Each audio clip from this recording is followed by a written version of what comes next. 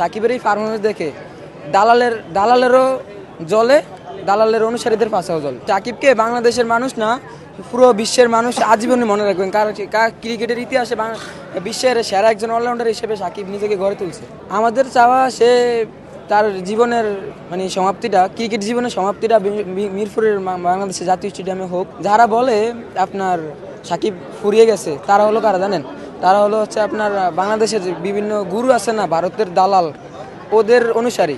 ওরাই সাকিবকে ব্যঙ্গ করে কথা বলে, সাকিবরে দোষারোপ দিয়ে কথা বলে। সেই জন্য সাকিবকে একটা ম্যাচ খেলে ওর অবসর করিয়ে নেক বাংলাদেশে। সাকিব একটি একটা বেস্ট ম্যাচ খেলে যাবে, ওই ম্যাচে সাকিবের অবসর হবে, এটাই আমরা চাই। ওকে আমরা দেখতে চাই বীরের বেশে, ও আসবে, বাংলাদেশ আসবে।